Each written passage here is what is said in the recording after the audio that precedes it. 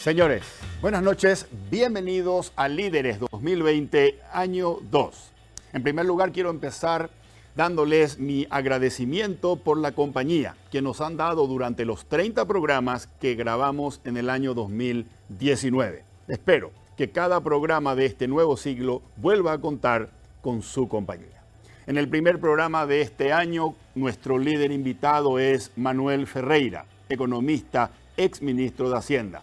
Con él vamos a conversar acerca de esta crisis, la crisis coronavirus que estamos atravesando en este momento. ¿Cuáles son sus características? ¿Cuáles son los sectores de la economía que van a ser más impactados? Y por supuesto, vamos a conversar con él acerca de cómo y cuándo saldremos de esta crisis del coronavirus. Luego de la presentación del programa, conversamos con Manuel Ferreira aquí en Líderes desde los estudios de Canal Pro. ¿Alguna vez te preguntaste todo lo que puede caber en algo tan pequeño? Esa pequeña taza de café que se convirtió en el inicio de algo mucho más grande. El pasto verde y fresco que se convirtió en el lugar favorito de ellos. Ese auto, alguna vez de juguete, que se convirtió en una realidad 20 años más tarde. Esa fotografía que se convirtió en el recuerdo de una de las mejores aventuras. Seguí viendo cómo lo pequeño se convierte en grande. Contactá con un asesor al 617-8000. Aseguradora Yacyretá. Ser ultra es descubrir que la edad debe marcar momentos, no mi rostro. Al final del día, la crema noche protege el colágeno de mi piel y suaviza arrugas profundas, gracias a que contiene cronociclín e isoflavonas. Dermagloss Ultra Age más 50. Llévate bien con el tiempo. Las mujeres vivimos haciendo malabares, pero cuando estamos estreñidas, todo se nos complica. Para esos momentos de estreñimiento, elige Ciruelax, ahora en su nuevo tamaño, igual de efectivo y natural. Ciruelax al acostarse, resultados al levantarse. Hace un tiempo buscaba algo que me ayudara con los dolores articulares que aparecen con la edad y que complican mi día. Decidí probar Finartrit Advance. La fórmula 4 en 1 más completa desarrollada hasta hoy, que ayuda a mantener sanas tus articulaciones. Con Finartrit Advance, nunca dejes de moverte. Estoy en la mejor etapa de mi vida. Me siento como de 20. Volví a correr y para cuidarme tomo hidrolágeno todos los días. Así prevengo el desgaste articular, porque una cosa es tener 20 y otra cosa es sentirse de 20. Hidrolágeno, colágeno hidrolizado que alimenta tus articulaciones.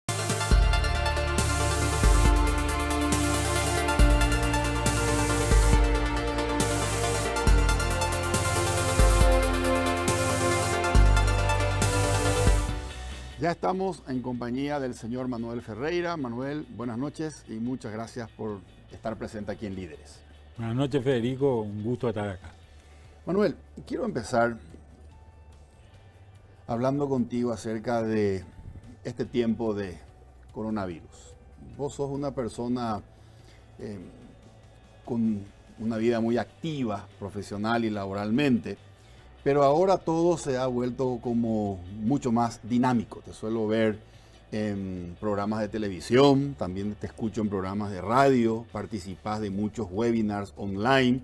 Hay mucha necesidad de información para tratar de disminuir la incertidumbre. Ahora, cuando termina la jornada laboral, me imagino bien entrada la noche, y todos tenemos ese tiempo en donde estamos más relajados y en donde podemos disfrutar de ese silencio y de esa tranquilidad para reflexionar. La pregunta que quiero hacerte es, ¿cómo racionalizas todo esto que está pasando? ¿Qué respuesta le das cuando pensás qué es este enorme cisne negro? Bueno, yo creo que yo como tal vez todos los habitantes del planeta Tierra hoy estamos en la misma. Creo que yo por lo menos me siento en una película de ciencia ficción muchas veces, ¿verdad? Como que está ocurriendo algo rarísimo que uno nunca se esperó que iba a pasar, ¿verdad? Y en realidad yo tiendo a analizar mucho desde el punto de vista de la economía, ¿verdad? Y empezar a ver esto que se convirtió en una doble crisis, una crisis de oferta y una crisis de demanda, ¿verdad? Okay. Porque el hecho de que nos tengamos que aislar, el hecho de que nos tengamos que separar, este distanciamiento social, ha hecho que no nos podamos juntar a comer en un restaurante, pero tampoco nos podamos juntar a trabajar en una fábrica, por ejemplo, ¿verdad? Entonces ha desarrollado una serie de esquemas que son esquemas a los que no estábamos acostumbrados. Hoy tecnologías como Zoom, por ejemplo, se volvieron extremadamente comunes, ¿verdad? Cuando que anteriormente jamás nos imaginamos que esto íbamos a tener que hacer, ¿verdad? La desaparición del tráfico es algo rarísimo, ¿verdad? El hecho de que la gente no salga de noche, en fin, hay muchos temas que han cambiado mucho el día a día de todos y eso tiene un montón de consecuencias económicas. Correcto. ¿Ha habido antes alguna crisis donde también hubieron shock de oferta y shock de demanda simultáneos? Mira, yo creo que esto se da en algunos casos, en casos de guerras, por ejemplo. Creo que en la Segunda Guerra Mundial hubo algo parecido a esto, pero en realidad en una guerra hay un aparato productivo que desarrolla una serie de cosas alrededor de todo el armamento que se empieza a producir, ¿verdad? Entonces, por ejemplo, Estados Unidos durante la Segunda Guerra Mundial gastó el 130% de su Producto Interno Bruto, ¿verdad? Y le ayudó a romper con la gran recesión, que la venía arrastrando desde 1929. Okay. Acá, sin embargo, no ocurre eso. Acá tenés este doble shock de oferta y demanda y no podés salir generando mayor producción de esto porque no te podés juntar. Entonces, solamente cierto tipo de empresas, proveedoras de servicios en general, son las empresas que pueden seguir trabajando normalmente. Okay. O algunas empresas que trabajan con ciertos niveles de aislamiento, el sector agropecuario y algunas de las industrias que están en el downstream de la cadena agropecuaria lo pueden hacer, pero no todas. Correcto. Un frigorífico, por ejemplo, en Estados Unidos hay 115 frigoríficos cerrados porque hay 4.900 casos que aparecieron en esos frigoríficos, ya hay 20 muertos, ¿verdad? Hoy Estados Unidos está desabastecido de carne por esta razón, ¿verdad? Manuel, ¿te animarías a darle una calificación en una escala de 1 al 10 a la gestión o al manejo económico del gobierno de esta crisis? Bueno, yo le daría una nota relativamente alta, ¿verdad?, al gobierno. El gobierno está haciendo lo que puede, en general. A ver, ¿cuáles son las herramientas que se te presentan ante esto? La primera herramienta que vos tenés es decir, la gente deja de gastar plata. O sea, Juan Pérez lo que hace es, empieza a decir, yo no sé si voy a tener trabajo en el futuro, y como no sé si voy a tener trabajo, lo que hago es ahorro. Y concentro mi gasto en todo aquello que me es básico. Alimentos, posiblemente temas de salud, mantener mi vivienda. El gobierno dice, bueno, perfecto, lo primero que tenemos que hacer es, porque tenemos un doble problema, el problema económico y el problema de salud, lo primero que tenemos que hacer es tratar de que la gente se mantenga viva. Por tanto, tenemos que gastar en salud. En un país donde la salud es relativamente precaria, hay que destinarle recursos. Entonces reorganiza el presupuesto para gastar en eso. Una segunda medida es, las empresas están sin ingresos, tenemos que ayudarles a las empresas. Entonces, lo que se hace es, se posterga el pago de ingresos, el pago de impuestos, perdón. Correcto. Al postergarse el pago de impuestos, se le cae la recaudación, se le caen los ingresos al gobierno. Ahí tenemos ya un problema. Después decís, vamos a tratar de ayudarle a las empresas recortándole los costos que están a nuestro alcance. ¿Cuáles son esos costos que están a nuestro alcance? Luz, agua y teléfono. Teléfono de línea fija, que Correcto. poca gente usa, Sí. pero que existe. Pero sin embargo, electricidad es importante, agua también es importante. Y después vamos a tratar de ayudarle a aquella gente afectada. En un país donde tenemos un cuentapropismo del orden de 1.700.000 a 1.800.000 personas, esta es una ayuda grande. 1.700.000, 1.800.000 cuentapropistas. Cuentapropistas. Sobre una población económicamente activa, que el último número es 3.646.000. O sea, estamos hablando de la mitad más o menos de la Correcto. gente que está en cuentapropismo. Ok. Imagínate que mucha de esta gente no estaba en ningún servicio de asistencia por pobreza o cualquier otro tipo de asistencia que necesitaban. Esta gente estaba trabajando normalmente. Y estoy hablando de gente muy común. Una señora que se iba a vender chipa al Mercado 4. ¿Verdad? Ok. Pongo un ejemplo de esa clase. Esa persona no estaba en ningún sistema de ayuda estatal. Encontrarle no fue fácil, ¿verdad? No es fácil. Todavía tiene problemas. Ok. Fíjate que el Estado tuvo que dar un salto a un mundo digital que no conocía prácticamente. Es cierto. En Paraguay normalmente estas cosas se repartían a mano. Normalmente se daban y normalmente Y de hecho Yangarecó tenía, antes de que exista el plan Yangarecó de los 500.000, el plan era armar las bolsas. Exactamente. Era armar las bolsas y camiones. Exactamente. Y era, imagínate, darle a alguien y posiblemente ese alguien le va a dar a su amigo, ¿verdad? Y no le va a dar al que no es su amigo, ¿verdad? Con estos sistemas digitales se democratiza en cierta medida el acceso a eso, ¿verdad? Hay poca forma de influir, conseguir el amigo que te anote en una lista para poder entrar, ¿verdad? Correcto. Todo esto se hizo, estamos hablando del 11 de marzo, ¿verdad? Sí, Hoy estamos más o menos a 2 meses de eso. exactamente. A dos meses más tarde se ha repartido plata a mucha gente. Se ha hecho llegar dinero mal tal vez, con mucho problema. Hubo gente a la que no llegó, hubo gente a la que no le tenía que llegar y le llegó. Okay. Pero se hizo una repartición. Un segundo tema es, se ha conseguido destinar fondos a salud. Estos fondos en salud seguramente se han gastado relativamente bien en algunas cosas y mal en otras, como sabemos por las noticias que tenemos. Y un tercer elemento es que se ha dado un apoyo a las empresas. Porque acá falta una parte que es muy importante para las empresas, que es la parte financiera, ¿verdad? Entonces, todo esto que te hablé antes era el programa fiscal. Correcto. Y falta un programa financiero monetario, que es donde yo creo que en cierta medida se ha sido un poco más flojo. Digo. Ok. Si hubieses estado a cargo de la conducción económica, integrando el gabinete, ¿qué hubieses hecho diferente? Bueno, creo que hay algunas cosas que tal vez las podría haber cambiado. Vamos a ir por lo más simple. El sistema de armar listas para repartir creo que no fue el mejor. Después se fue ajustando, pero creo que se podría haber hecho mejor. Yo hubiese hecho una situación muy simple.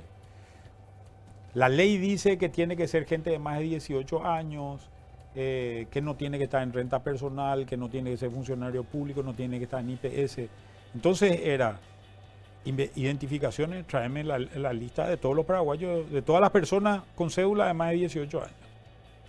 Tráeme IPS, le voy a restar esa lista. Tráeme funcionario público, le resto esa lista.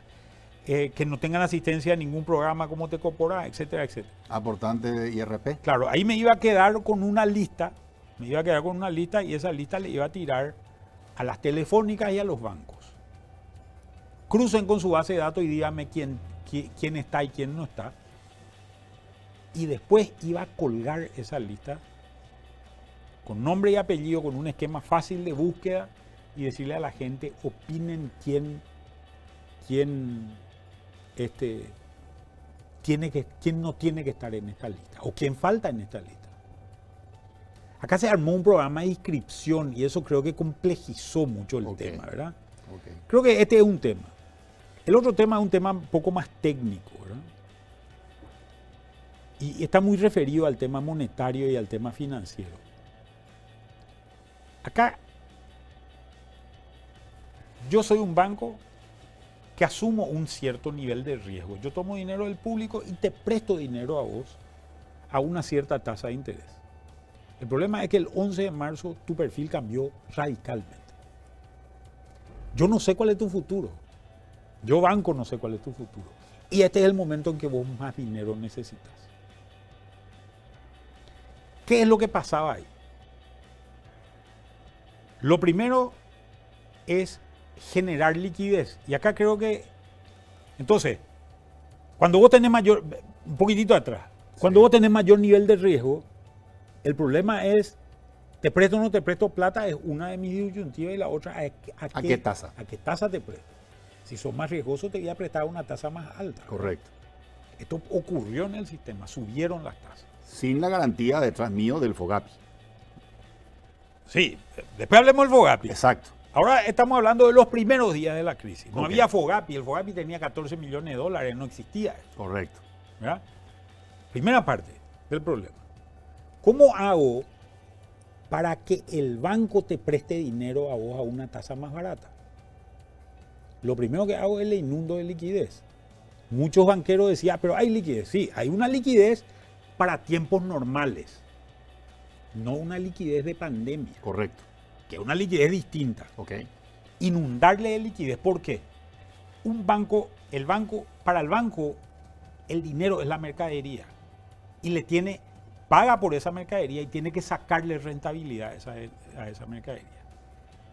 Normalmente lo que hace cuando se asusta el banco es toma dinero del público y si la tasa es un poquitito más alta la coloca en el Banco Central y tiene cero riesgo. Cierto. Si yo le bajo esta tasa, entonces Tengo que colocar en otro lado. tengo que colocar el dinero en otro lado. ¿Dónde coloco? Y empiezo a mirarte ya con otros ojos. Para buscarme el atractivo. Claro, entonces digo, bueno, Federico es un tipo que tiene un hotel, vamos a suponer, no le va a ir bien durante los años posiblemente, pero si le doy un crédito a 5 años de plazo, posiblemente, a una tasa un poco más alta, pero a 5 años de plazo, posiblemente me da a devolver la plata. Porque ha sido un buen pagador históricamente. Correcto. Entonces le presto a Federico el hotelero, le presto el dinero. Tengo más incentivos por lo menos para prestar. Aún así, no se le presta plata a todo el mundo. Ahí es donde aparece el FOGAPI. Correcto. ¿Qué es lo que es el FOGAPI? El Fondo de Garantía del Paraguay es un fondo orientado a microempresas donde dice, si no le quieren prestar plata a Federico Galeano, el Estado pone la garantía y si no paga Federico Galeano va a pagar el Estado. Hasta un porcentaje de lo que se le prestó a Federico Galeano. Hasta un porcentaje. ¿Verdad?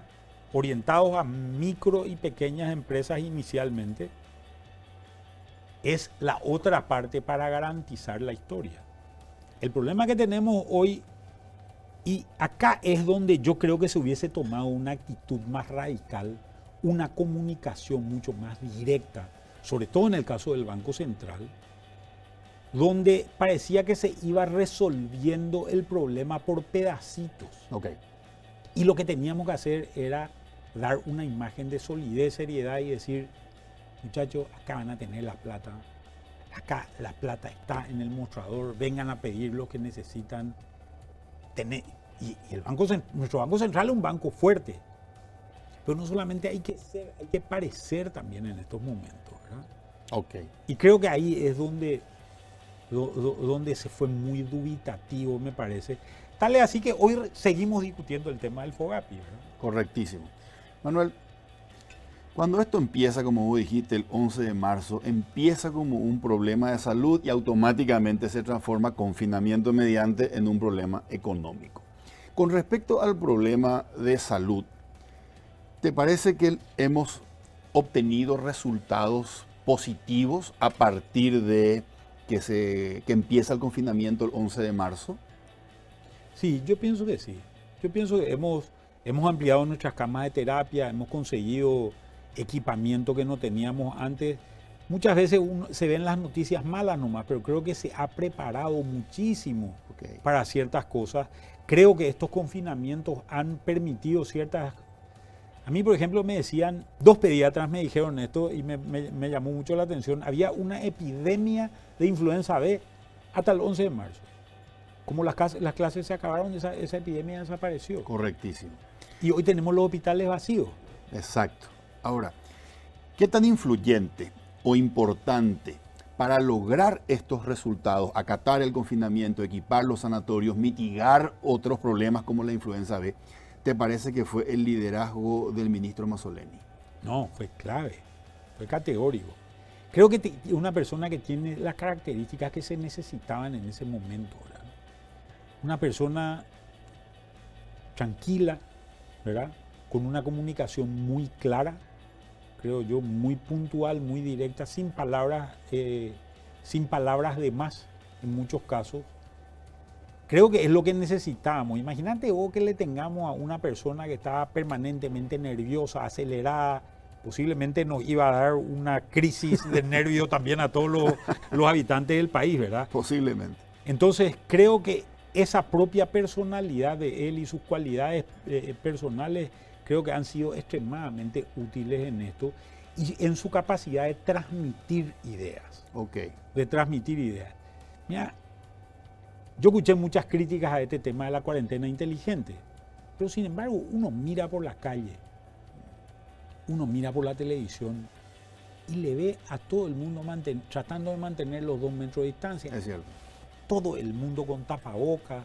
Por lo que vos bien describiste recién, el negocio de un banco es tomar el dinero y colocarlo para poder devolverle a quien depositó en el banco y obtener una rentabilidad.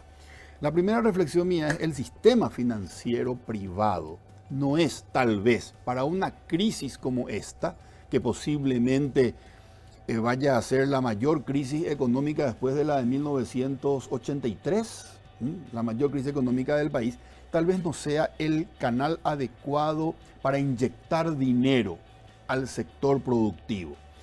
Y lo segundo es el Banco Nacional de Fomento, que en mi opinión, no sé, quiero saber la tuya, debería haber sido la locomotora. Esta semana leía en un periódico que el presidente del Banco Nacional de Fomento, el señor Florentín, decía: hemos recibido 1.050 carpetas de empresas solicitando préstamos. Hemos aprobado 630 de ellas y rechazado el resto por no cumplir con las condiciones mínimas para mitigar el riesgo. Y en total esas 635 solicitudes que han sido aprobadas representan un desembolso de 135.000 millones de guaraníes. 135.000 millones de guaraníes es poco más, poco menos 20 millones de dólares inyectado al mercado en lo que podría ser, según Carlos Fernández Baldovino, la medalla de oro de las crisis económicas del Paraguay. 20 millones de dólares es como decir nada. Entonces, parecería ser que el plan en la tercera pata es: no tenemos plan. Bueno, mira, yo creo que hay que generar un esquema de incentivos para que las entidades financieras hagan lo que uno quiere que hagan, ¿verdad? De alguna manera. Por eso te decía, un programa de exceso de dotarle de liquidez, hacerle chorrear dinero, por llamarlo de alguna manera, al banco, le da incentivos al banco para que mire con ojos distintos al cliente. Un programa de garantías obtiene básicamente lo mismo. Yo creo que, como decía un político paraguayo, no le podemos pedir peras al horno, decía, ¿verdad? No le podemos pedir peras al horno. Sí, así decía un conocido político, ¿verdad? Creo que el Banco de Fomento es un banco que tiene pocas capacidades de gestionar carteras de una manera importante cuando las cosas se aceleran. Pero el Banco de Fomento, así como vos decís, colocó poco. En el negocio Fogapi colocó 5 veces más que lo que colocó los bancos privados, ¿verdad? Entonces, creo que acá es donde tenemos que generar esquemas de incentivos para que los bancos puedan prestar ese dinero, o se sientan confortables prestando ese dinero. Porque también en estas cosas aparecen muchos temas, ¿verdad?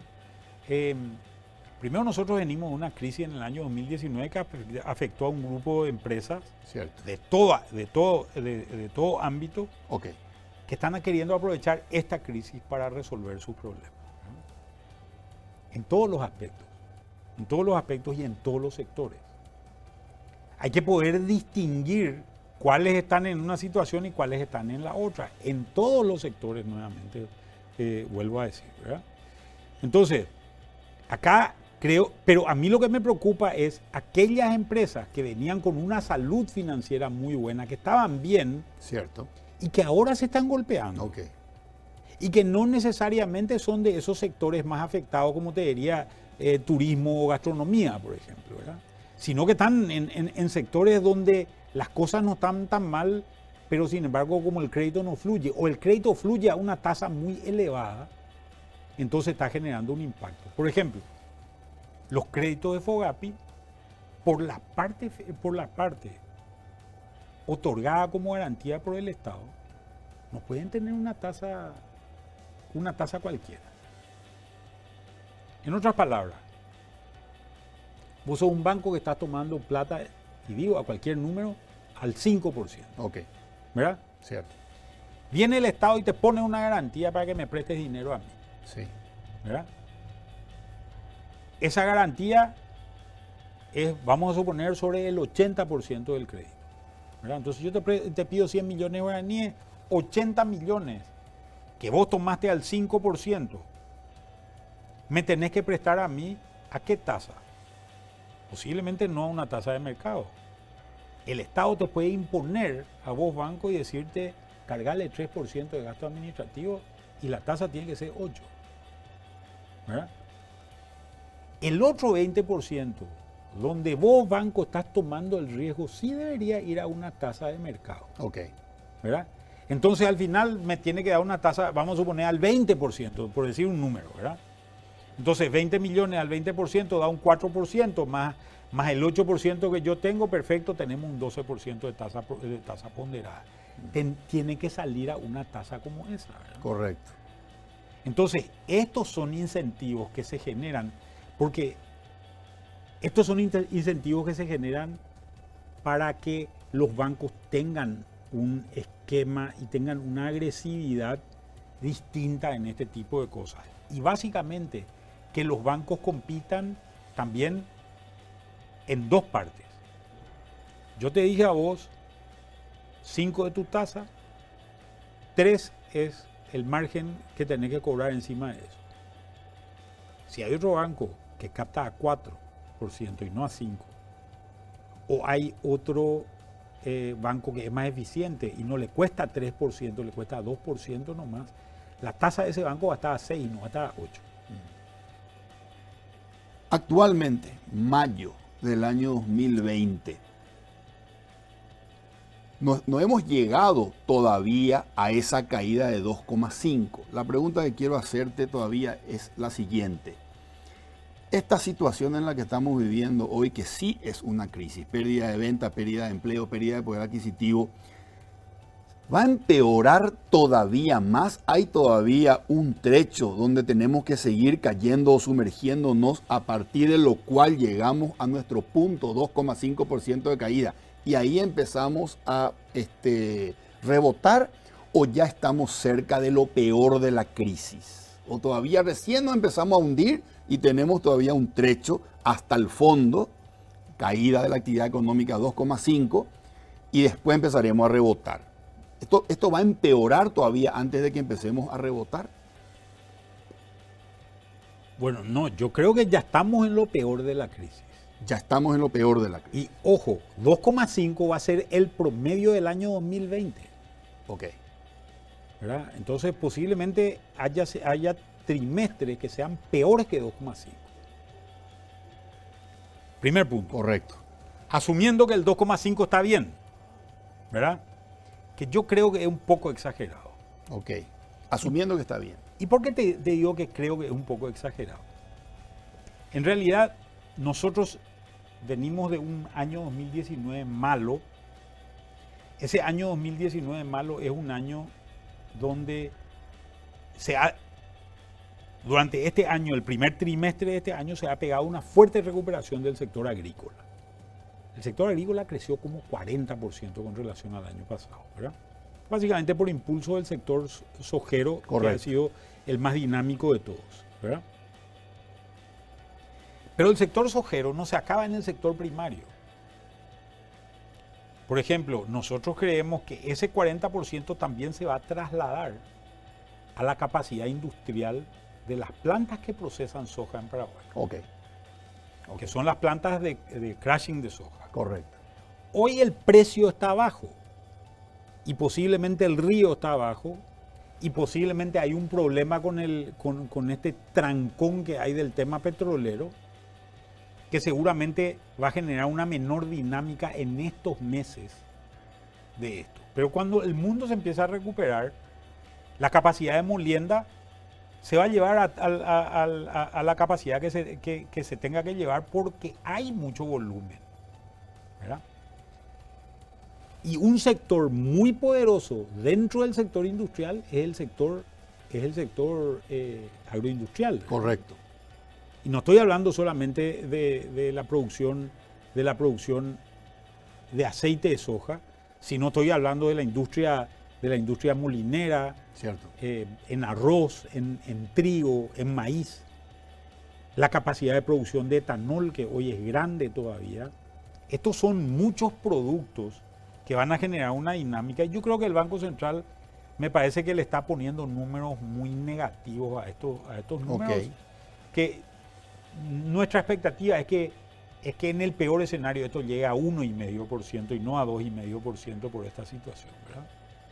Y creo que en el sector comercial tenemos que ver, a mí me gusta pensar el sector comercial básicamente en 3 o 4 grupos de gente. Uno es el sector comercial minorista. Ahí hay un impacto serio en ese sector minorista. Sí. Pero es en volumen y en cantidad de dinero el más pequeño de todos. Para que tengas una idea, en términos de deuda dentro del sector financiero está más o menos en $900 millones este sector. Ok. Mientras que el sector de comercio mayorista está en el orden de los 4.000 millones de dólares. O sea, es más de 4 veces más Correcto. grande, ¿verdad? Dentro de este sector mayorista, nuevamente entra en juego el sector agrícola. Porque gran parte de lo que se comercia en Paraguay es productos derivados de la agricultura o de la ganadería, ¿verdad? Entonces tenés una dinámica también ahí. Otra parte muy importante es todo el comercio de frontera, sobre todo en la frontera con el Brasil, que ese sí está muy Golpeado. golpeado. Y va a seguir muy golpeado porque si te fijaste en los datos que estuvieron apareciendo, básicamente todas las infectaciones de COVID no entraron por el lado de Brasil. O sea, lo último que se va a abrir va a ser seguramente la frontera con el Brasil y creo que gran parte de los paraguayos se van a quejar si no ocurre eso, con lo cual tenemos prácticamente un certificado de defunción para Ciudad del Este. Para Ciudad del Este. Más el sector comercial de Ciudad del De Este. Ciudad del Este. Manuel, sea 1,5% tu proyección o la del Banco Central, que es más pesimista, los números 2021 ya salen del rojo, ya vamos a presentar un crecimiento económico positivo un año después de esta crisis. Yo creo que sí. Y creo que sí por la sencilla razón de que en realidad crecer sobre un número negativo es más fácil que crecer sobre un número positivo, ¿verdad? Entonces, normalmente vos rebotás sobre ciertos valores. Hago un cálculo matemático muy sencillo, ¿verdad? Si es que vos tenías 100 en tu economía y caíste a 75, tuviste una caída de 25%. Ok. Si después volvés a subir a 100, tuviste un crecimiento de 33%. Correcto. ¿Verdad? Entonces, en términos porcentuales será siempre el rebote, ¿verdad? Correcto. Es un tema más bien matemático. Ok. ¿Y vos crees que pintamos para eso en el año 2021? Y sí, porque yo creo que va a haber primero una expansión de gasto público importante, ¿verdad? Se está hablando ya de un plan de recuperación. Ese plan seguramente se va a extender, ¿no? al año 2021. No sabemos qué dice el plan específicamente, pero creemos que va a ser un plan importante. Yo creo que, dadas las circunstancias, vamos a tener una mejora posiblemente en el sector agrícola, agropecuario en general, o por lo menos un sostenimiento en esos sectores. Ok. Y va a haber una recuperación comercial porque la situación comercial va a ser muy, muy mala, ¿verdad? Entonces, si decimos teníamos 10.000 restaurantes en Paraguay, se cerraron los 10.000 y abren 3.000 nomás el año que viene, ya es una mejora sustantiva en ese sector. Correcto, correcto. Manuel, me preocupa el tema comercial de Ciudad del Este. ¿Hay alguna idea o alguna estrategia que se pueda implementar ante el golpazo que están recibiendo Brasil con una desvalorización de su moneda, la frontera cerrada y esa gente que se dedica al comercio en Ciudad del Este? Y vos sabés que, así como muchos otros sectores, ese grupo va a tener que aprender a reinventarse. Y creo que acá la creatividad va a jugar un rol demasiado grande, ¿verdad? Imagínate vos que hay ciertos sectores, yo hablaba por ejemplo con la gente que se dedica en Paraguay a hacer eventos. Esta gente se tuvo que reinventar. Esta gente está sin trabajar desde el 11 de marzo. Más que esos 2 casamientos que entró la fiscalía, creo que no hubieron otro evento. Otro evento. Se suspendieron los partidos de fútbol, los casamientos, los cumpleaños de 15, los conciertos, las conferencias, todo se suspendió. Entonces, creo que algo similar le ocurre a Ciudad del Este. Y creo que le va a ocurrir y Ciudad del Este va a tener que repensarse. Y acá, yo no sé cuál es el origen. Creo que sí hay que empezar a pensar desde ciertos parámetros. Ideas sobre las cuales pensar. Nosotros tenemos que pensar en 2 cosas, me parece a mí. Nuestras ventajas comparativas, en qué somos mejor que los del otro lado. ¿Cierto?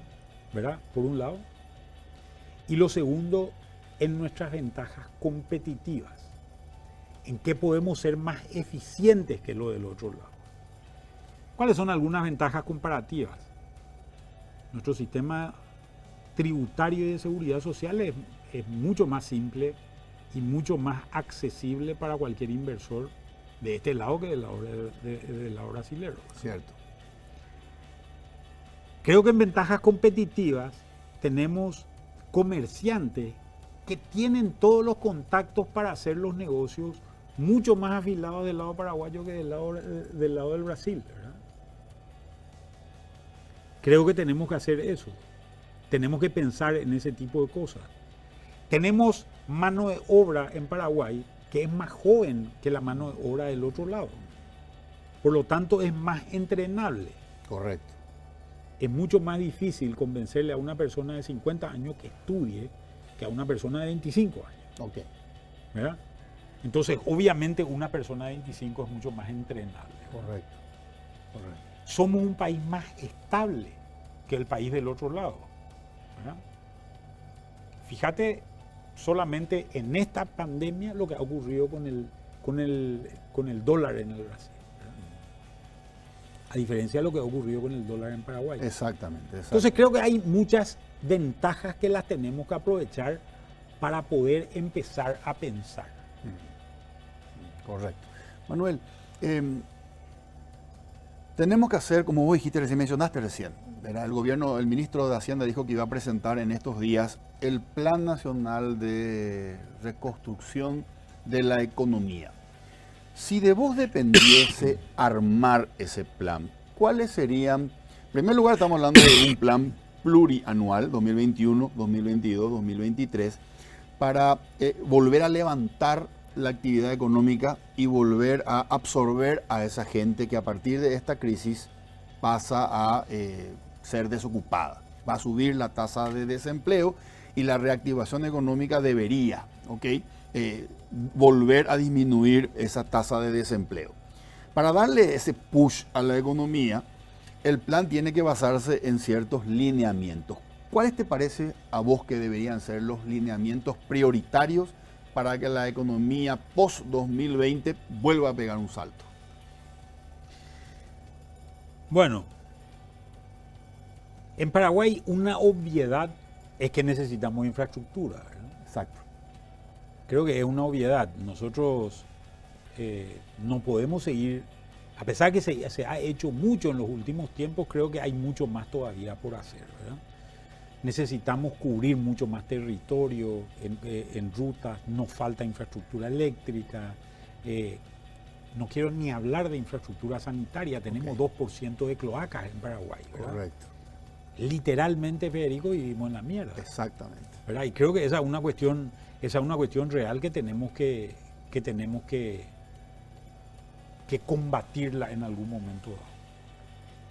Acá hay todo un camino a seguir, ¿verdad? El gasto público de inversión, el gasto público, no de inversión, el gasto público genera un efecto multiplicador más o menos de 2 veces. Según el estudio, entre 1,8 y 2,2 más o menos, dependiendo de cuál sea el caso, pero supongamos 2 veces. Por cada dólar que gastás generas $2 de impacto en el Producto Interno Bruto durante el tiempo de duración de esa obra. Cierto. Aparte de eso, cierto tipo de infraestructura te genera otros impactos positivos. Cuando vos querés unir el punto A con el punto B con una ruta o con un puente y no hay que dar la vuelta, un camionero que se va del punto A al punto B y antes tardaba 2 horas en llegar y cobraba 1 millón de guaraníes por ese flete, hoy, como se va a ir más rápido, va a tardar 1 hora nomás. Va a seguir cobrando 1 millón de guaraníes, pero va a hacer 2 viajes. Cierto. Entonces, esta es la ganancia por eficiencia, la ganancia por productividad que tenés.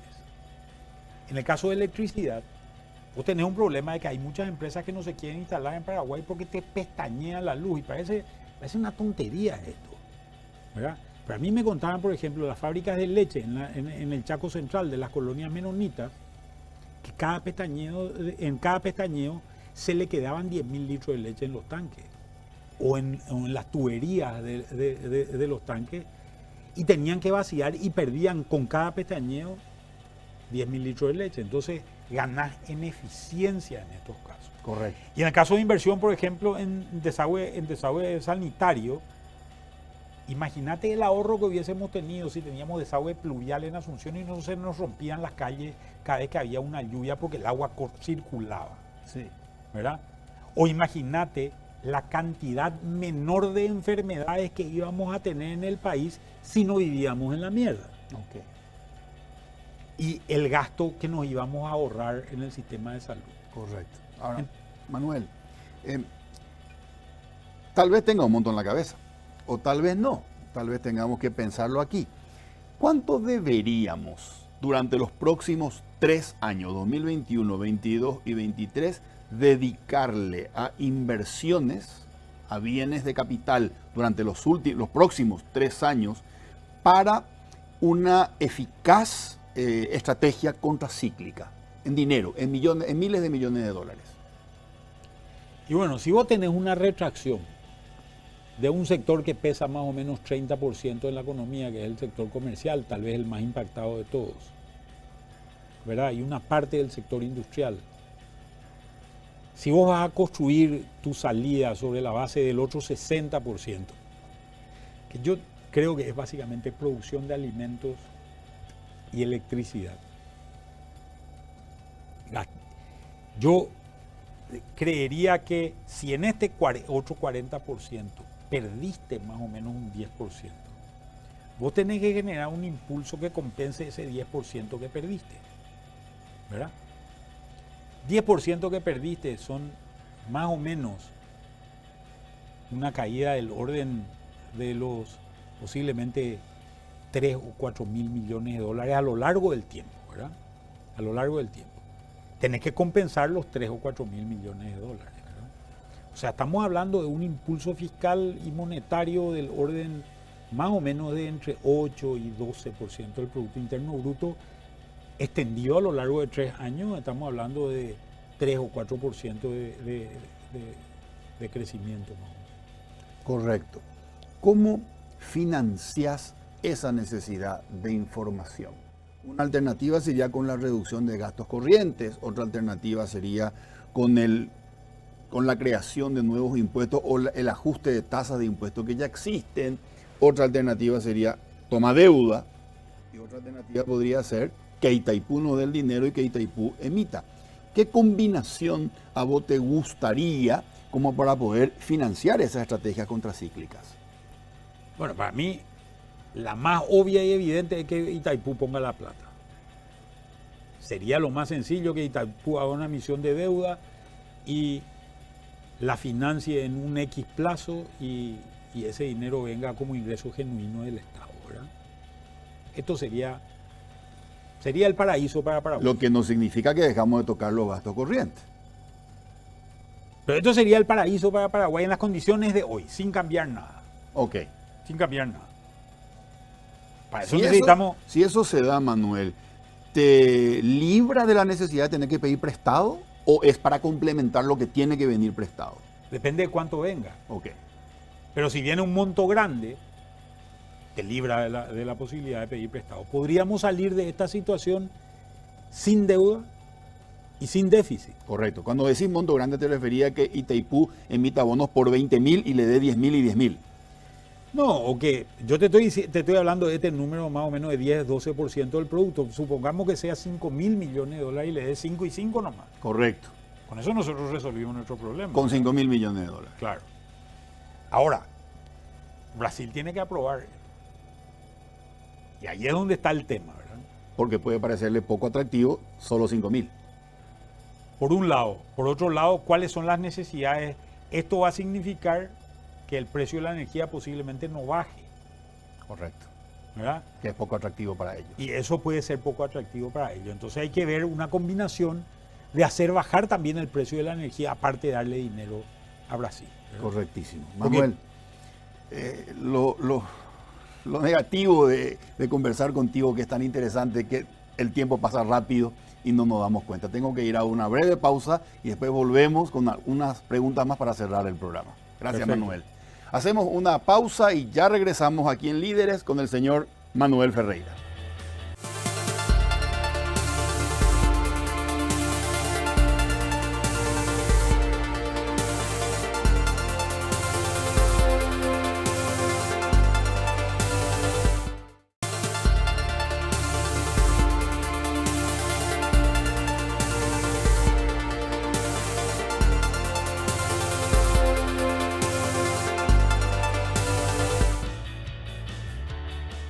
Estamos de regreso con el señor Manuel Ferreira. Manuel, viste, en redes sociales corrió un video de comerciantes y pequeños empresarios de Ciudad del Este. ¿Lo llegaste a ver? Sí. Es creo que- un video donde ellos decían, a nosotros nadie nos ayuda, a partir de ahora nosotros no vamos a pagar más impuestos y pedimos a nuestros clientes que nos paguen en efectivo, como para que no haya trazabilidad de los ingresos, y se niegan.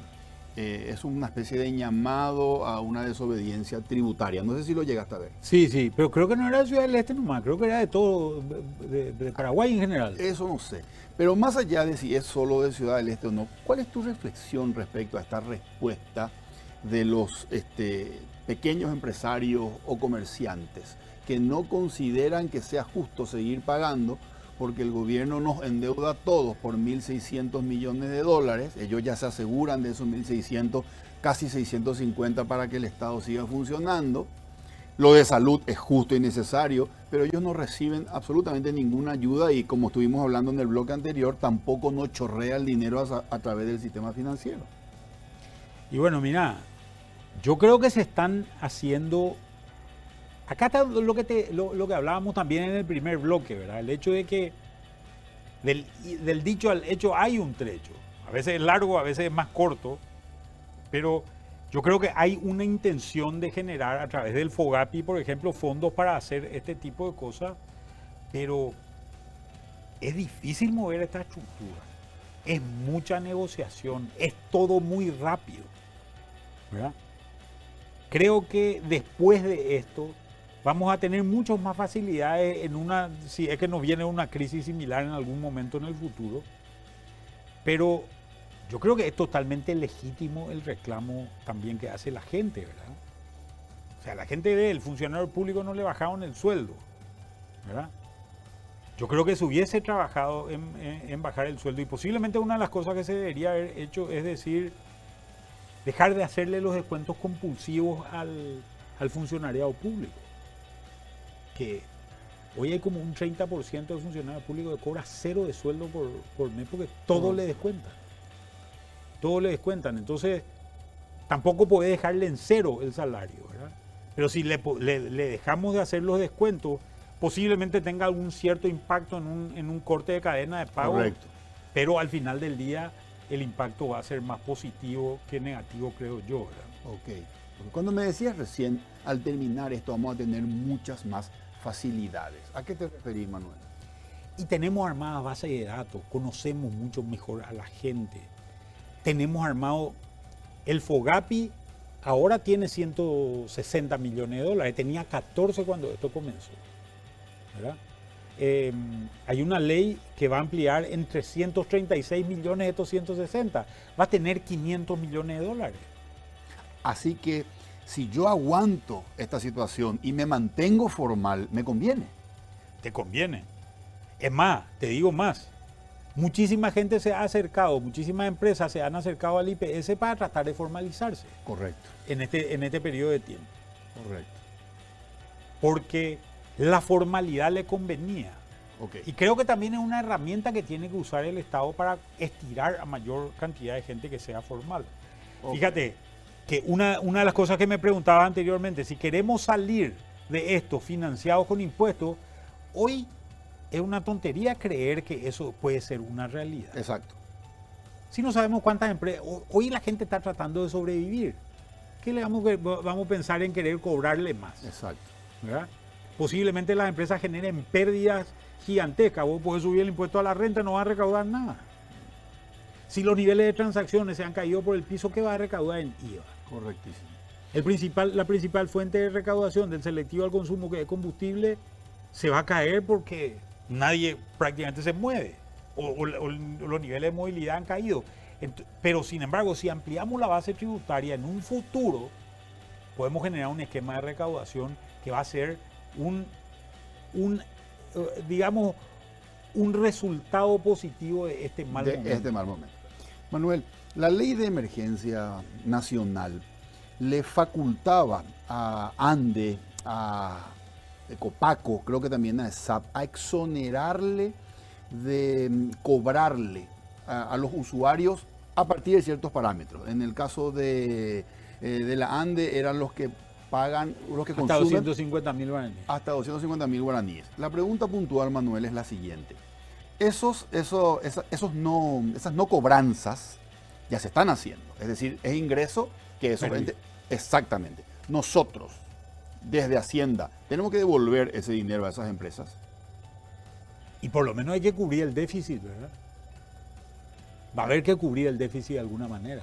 ANDE, por un lado no cobra, pero por otro lado Hacienda le dice, toma, te devuelvo eso que vos no cobraste. Claro. Correcto. Manuel Ferreira, ¿en qué invertiría su dinero? Bueno, esa no es una decisión fácil, ¿verdad? Yo creo que van a haber, como en todas crisis, montones de oportunidades en este momento. Creo que es un momento de mantenerse muy líquido, si es que se puede, esperando oportunidades. Y hay que ver cómo se van comportando los distintos sectores, ¿verdad? Posiblemente el sector inmobiliario sea un sector que va a presentar muchísimas oportunidades después de esto, tanto a nivel urbano como a nivel rural. Va a ser muy importante, pero va a haber que tener disponibilidad para hacer frente a eso. Exactamente. Creo que todos los sectores vinculados a alimentos, producción de servicios médicos, asistencia de medicamentos, etcétera, etcétera, van a ser sectores que van a generar una rentabilidad importante en los próximos meses y años. Por esta forma de actuar que va a tener la familia en términos de su presupuesto. Y bueno, y va a haber que esperar. Correcto. Un gusto, Manuel. Muchas gracias por estar presente en el primer programa de Líderes 2020. Muchas gracias por la invitación, Federico, y un gran saludo a la audiencia de Pro. Muchas gracias, señores. Esto fue Líderes. Buenas noches.